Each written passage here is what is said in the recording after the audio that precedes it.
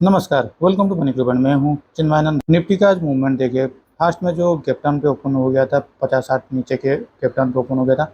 उसके बाद करीब कल का जो क्लोजिंग प्राइस है वहाँ से 100 पॉइंट नीचे और उसके बाद से फिर से एक ऑल टाइम जो हाई लेवल था उसके ऊपर चले जाने के बाद वहाँ से फिर से सेलिंग दिखाई दिया और फिर से 250 पॉइंट 150 पॉइंट नीचे, यानी पहले ही आवर के अंदर मार्केट में अगर हम देखें तो नीचे करीब 150 पॉइंट और फिर से ऊपर 150 पॉइंट और फिर से नीचे 150 पॉइंट, यानी करीब 450 पॉइंट का मोमेंटम ऑलरेडी हो चुका था पौने 12 बजे तक। लेकिन वहां से फिर से सेकेंड हाफ में देखिए मार्केट ने फिर से आज अपना ऑल टाइम हाई तोड़ के एक नया ऑल टाइम हाई बनाया है और वो है 24,800 का। 11 बजे के आसपास जब तक ये मार्केट में ये ऊपर नीचे हो गया था तो मुझे ऐसा लगा यहाँ पर भी एक वोलेटाइल मार्केट फॉर्मेशन होना चाहिए और ऐसा ही हो सकता है। तो मैंने उसके बाद करीब स्क्रीन टाइम भी नहीं दिया था, लेकिन इतना बड़ा मोमेंटम हो पाएगा, ये हो जाएगा, ये मेरे एक्सपेक्टेशन पे नहीं था। तो देखते हैं अभी आगे क्या हो सकता है। देखिए, नो डाउट निफ्टी में अगर हम देखते हैं तो ये ऑल टाइम हाई के ऊपर से जा रहा है और हर एक दिन एक नया ऑल टाइम हाई बना रहा है।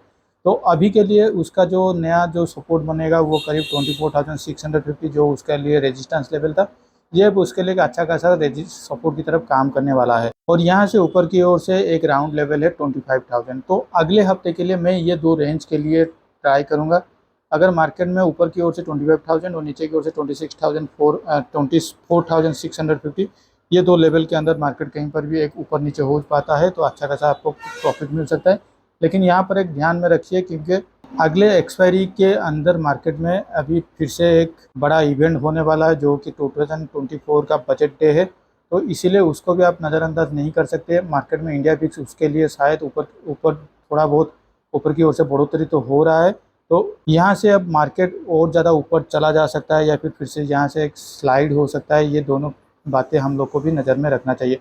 तो फिलहाल के लिए यहाँ पर सपोर्ट के लेवल की ओर से 24,650 और ऊपर की ओर से राउंड लेवल 25,000।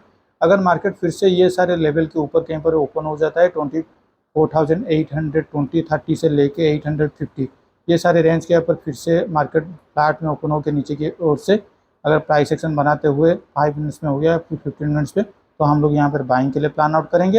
अदरवाइज मार्केट अगर ये सारे लेवल के अंदर कहीं पर भी ओपन हो जाता है 24,750 700 ये सारे लेवल के आसपास कहीं पर अगर ओपन हो जाता है वो मुझे ऐसा लगता है यहाँ पे फिर से एक वोलेटिलिटी बन सकता है जहाँ पर मार्केट में वो अपर साइड हो जाएगा 24,820 से लेके 850 और नीचे की ओर से 24,650। तो चलिए अब देख लेते हैं बैंक निफ्टी की। और बैंक निफ्टी इतना अच्छा मोमेंटम हो रहा है, अपना ऑल टाइम पे ऑल टाइम लगाते जा रहा है, लेकिन बैंक निफ्टी में ऐसा कुछ नहीं दिखाई दे रहा है। हम लोग यहाँ पर भी डिस्कशन कर रहे थे अगर 52,700 के ऊपर की ओर से मार्केट अगर जाना शुरू हो जाता है तो हम लोग भी यहाँ पर थोड़ा प्लान कर सकते हैं 53,000 के लिए बाइंग के साइड पे प्लान आउट कर सकते हैं। आज यहाँ पर भी मार्केट में थोड़ा गैप डाउन पे ओपन हो गया था 52,200 के आसपास जाने के बाद से यहाँ से फिर से एक ऑफसाइड की तरफ मोमेंटम दिखाई दिया। 52,000 लगभग 52,700 को टच नहीं कर पाया था, लेकिन वहाँ के आसपास जाने के बाद फिर से वहाँ से सेलिंग दिखाई दिया। और सेकेंड हाफ में भी हम लोग देखते हैं तो यहाँ पर भी 52,700 को यहाँ पर भी क्रॉस कर लिया था, लेकिन क्लोजिंग होते होते वहाँ पर सस्टेनेबल नहीं हो पाया तो नीचे आके 22,600 2050 ये सारे लेवल के आसपास पे आके कहीं पर क्लोजिंग दे दिया है।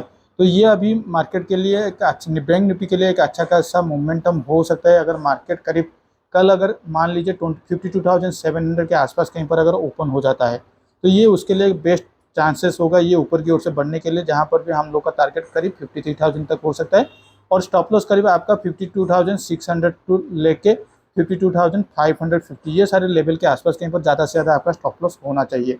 लेकिन मान लीजिए कल फिर से अगर मार्केट गैप डाउन पे ओपन हो जाता है करीब 52,500 के आसपास कहीं पर भी अगर ओपन हो जाता है तो यहाँ पर फिर से मार्केट को स्ट्रगल करना पड़ेगा फिर से 700 को क्रॉस करने के लिए। तो उस टाइम पे हम लोग को थोड़ा देखना होगा कि 52,700 के आसपास मार्केट किस तरह से हॉल्ट कर रहा है या नहीं। अगर स्पाइक आके या फिर बड़ा एक ही कैंडल के आसपास पे अगर बड़ा कैंडल पे इसको ब्रेकआउट देता है तो मैं यहाँ पर इंटरेस्टेड नहीं रहूँगा। लेकिन कोई भी अगर छोटा मोटा प्राइस एक्शन बनाते हुए 5 मिनट चार्ट पे हो गया फिर 15 चार्ट पे अगर 52,700 को तोड़ेगा तो यहाँ पर इंटरेस्टेड रहना चाहिए बाइंग के साइड के लिए और 53,000 टारगेट तक के। फिलहाल के लिए 52,200 हम लोग के लिए अच्छा खासा सपोर्ट की तरफ काम कर रहा है। तो देखते हैं ये कितना देर तक रेस्पेक्ट कर सकता है या नहीं।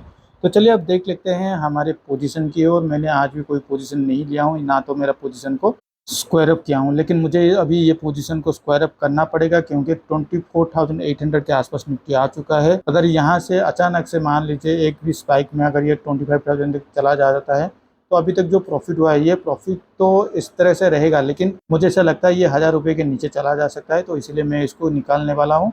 तो आज के लिए इस वीडियो में बस इतना ही। Thank you for watching my video.